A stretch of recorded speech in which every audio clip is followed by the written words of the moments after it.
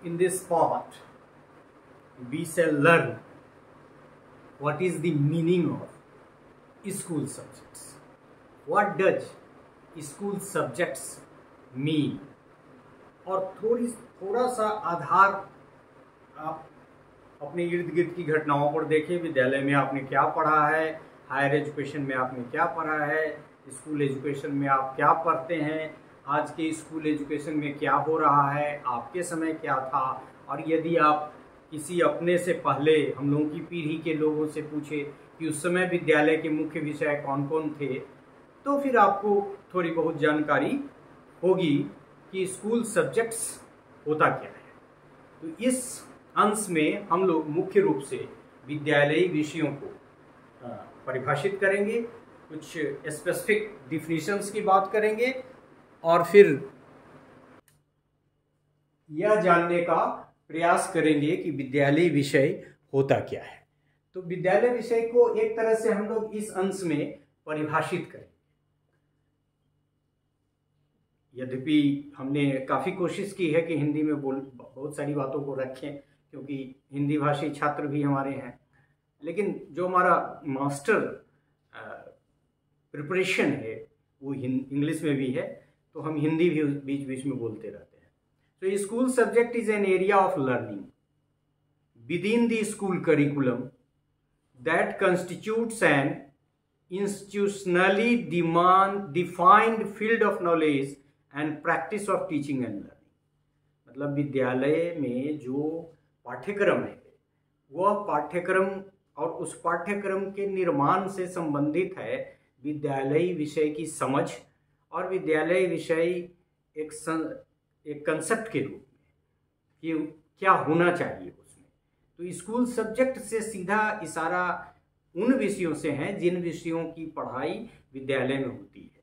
और जैसा कि आप सभी जानते हैं कि पाठ्यक्रम का जो निर्माण है वो अपने आप में एक बड़ी प्रक्रिया है, और पाठ्यक्रम के निर्माण में जब नीड असेसमेंट होता है तो यह देखा जाता है कि आजकल क्या डिमांड है स्कूल एजुकेशन का वर्ल्ड वाइड।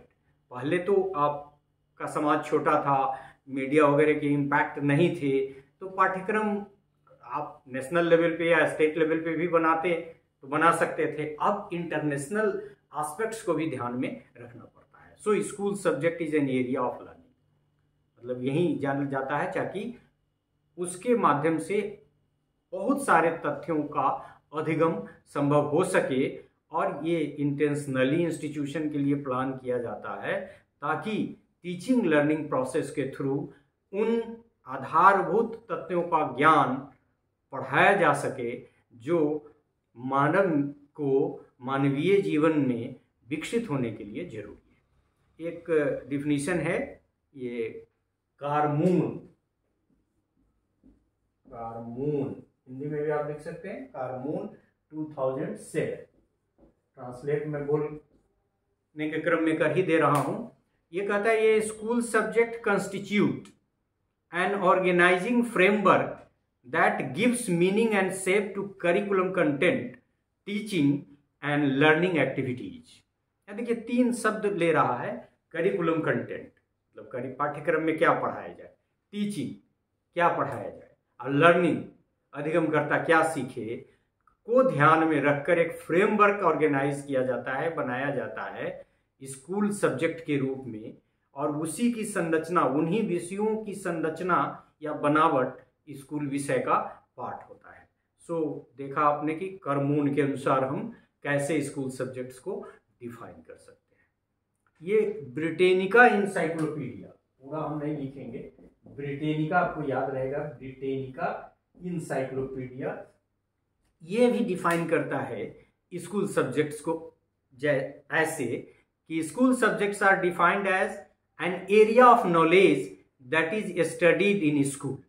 क्योंकि स्कूल में जो भी ज्ञान हम प्राप्त करते हैं वो सारा ज्ञान विद्यालयी विषय है। फिर एक डेन जेड,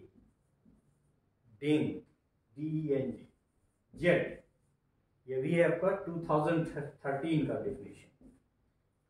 ये कहता है ये school subject is an area of learning within the school curriculum that constitutes an institutionally defined field of knowledge and practice of teaching and learning।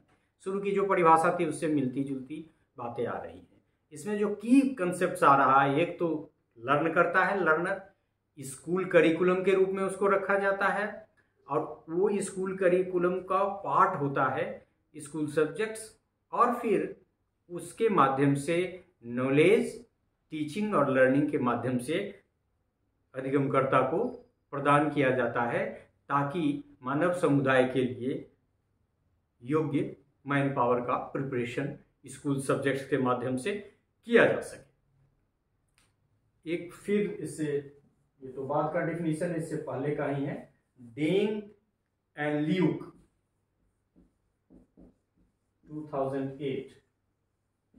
Dane and Luke के अनुसार, ये थोड़ा कॉम्प्रिहेंसिव है, school subjects are human constructions, कैसे मानव बनाना है, in response to social, economic, cultural, political and educational realities and needs. मतलब पाठ्य वस्तु को ध्यान में रख के, ह्यूमन की आवश्यकता को ध्यान में रखकर, उनके सोशल, उनके सामाजिक, आर्थिक, कल्चरल, पॉलिटिकल और एजुकेशनल रियलिटीज को ध्यान में रखकर स्कूल सब्जेक्ट्स का निर्माण किया जाता है। They are uniquely purpose built educational enterprise. अब ये है नीड असेसमेंट की बात हमने शुरू में कर दी, और जब करिकुलम का वह पार्ट होता है तो ऑब्वियस है कि करिकुलम बनाने के पीछे भी एक लंबी प्रक्रिया होती है। तो ये पर्पस बिल्ट एंड इंटरप्राइज तो है ही, it is designed with and through educational imagination towards educative ends.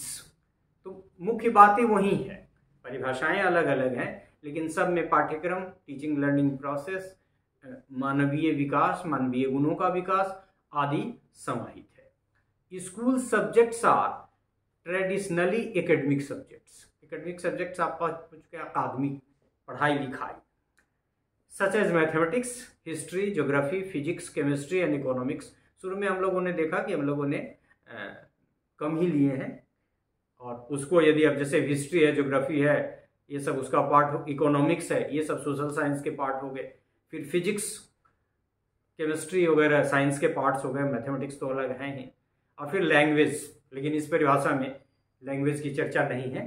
तो सबको यदि मिला दें तो school subjects are traditional academic subjects, जिसमें सारे सब्जेक्ट आते हैं, और मुख्य रूप से वो चार जो आधार शुरू में हम लोगों ने लिए।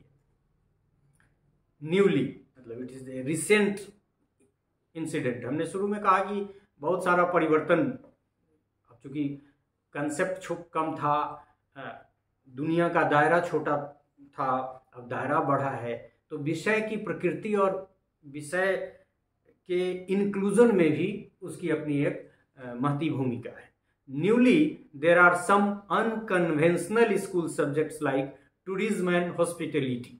हो सकता है कोविड के बाद बहुत सारा सजेशंस है, अपने यहाँ भी नेशनल करिकुलम फ्रेमवर्क प्रिपेयर हो रहा है, बहुत पार्ट तो हो भी गया है इन the light of the national education policy.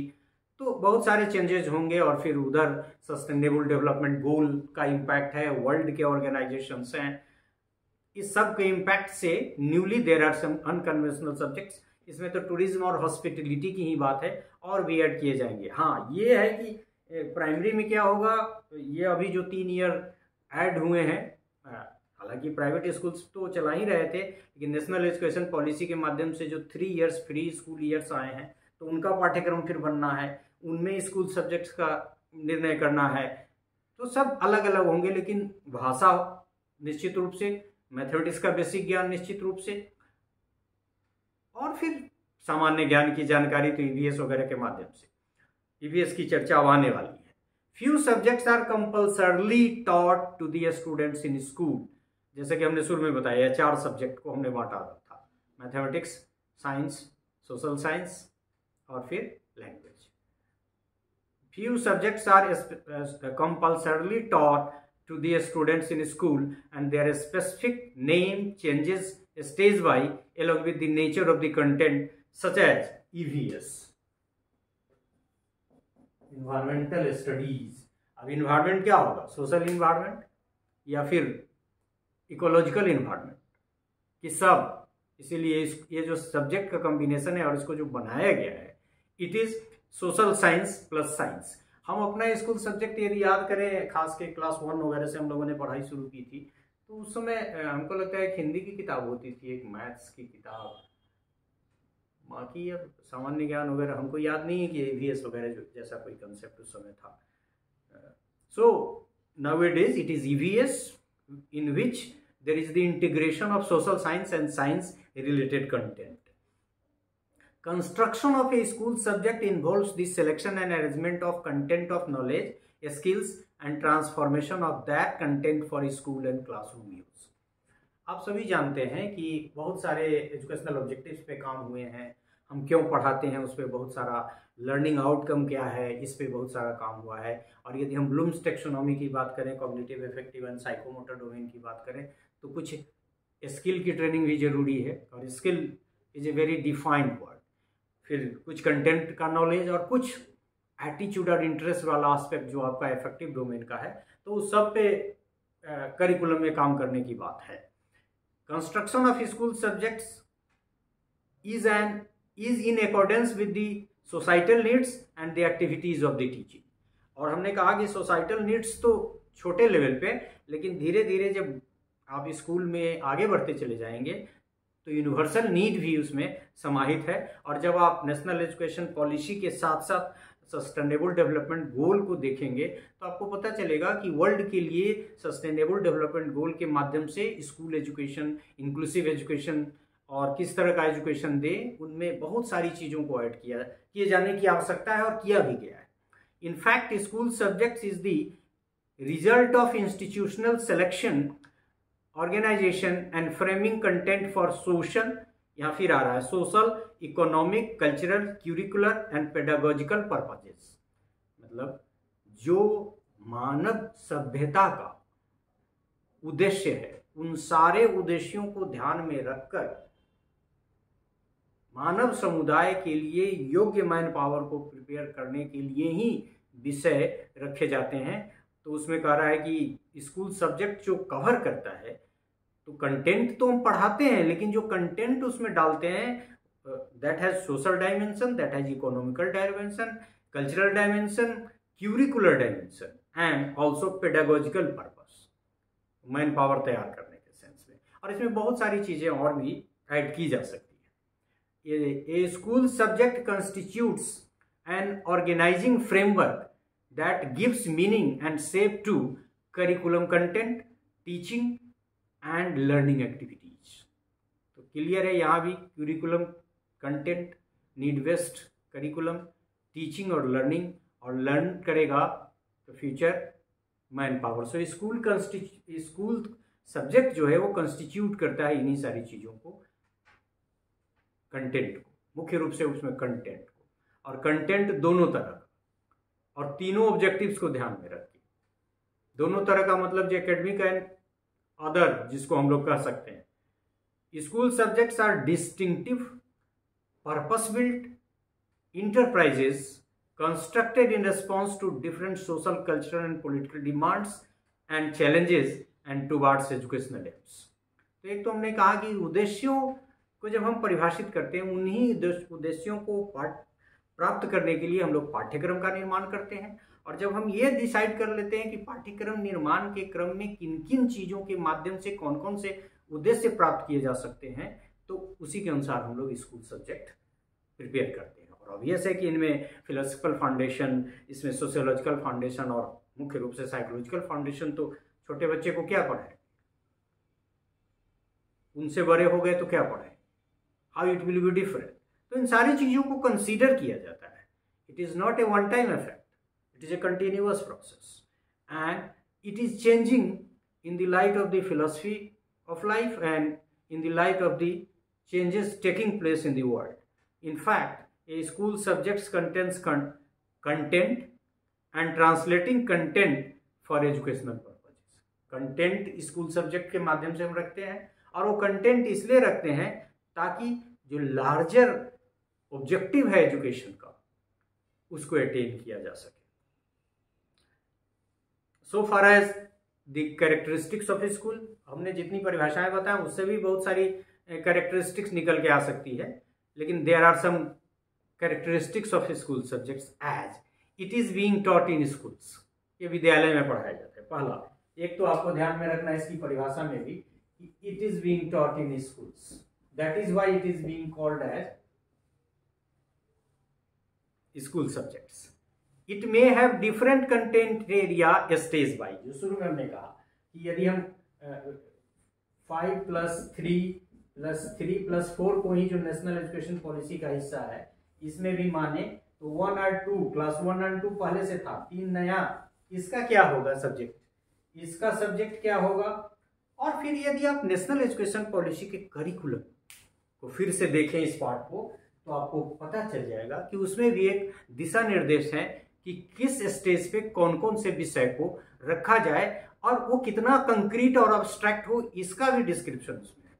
So it may have different content area, rather it may नहीं कहिए, it has to have different content areas stage wise. It is the basis of academic discipline and a part of academic discipline. बिना school subject के grow किए हुए, बिना school subjects की पढ़ाई किए हुए ना तो एकेडमिक ऑडियंस तैयार होगा और ना फिर एकेडमिक डिसिप्लिन ग्रो करेगा। So it works as the foundation stage and background for the development of academic discipline and for the enrichment of academic audience. It is being practiced in school to gather data and information for the development of an academic discipline. तो ज्ञान भी मिलता है, ज्ञान के माध्यम से man power भी तैयार होता है और मैन पावर तैयार होके फिर आगे हायर लेवल पे एकेडमिक डिसिप्लिन में काम करता है। वही लोग जो स्कूल से पढ़े हैं वहीं शिक्षा शास्त्री बनते हैं, वहीं वैज्ञानिक बनते हैं, वहीं पॉलिसी मेकर बनते हैं, उसी से कोई फिलोसफर होता है और डिफरेंट सब्जेक्ट्स जो उन्होंने स्कूल लेवल पे पढ़ा है वहीं फाउंडेशन का काम करता है। तो अच्छे फिजिसिस्ट, अच्छे डॉक्टर, अच्छे वकील सब तैयार होते हैं क्योंकि फाउंडेशन का काम वहीं करता है। तो इस तरह से हम लोगों ने देखा कि यदि हम विद्यालय विषय की बात करें तो विद्यालय विषय एक संग्रह है विद्यालय में पढ़ाए जाने वाले उन विषयों का जिन विषयों का संग्रहण पाठ्यक्रम के उद्देश्य के माध्यम से बड़े व्यापक मानवीय विकास के उद्देश्यों को प्राप्त करना है। So the school subject as a concept is related to the subjects that is being taught in the schools to achieve the objectives of human life through the specified curriculum. So this is all about this part of the lecture in which we tried our best to understand school subjects as a concept. विद्यालयी विषय एक संप्रत्यय के रूप में हम लोगों ने समझा। धन्यवाद।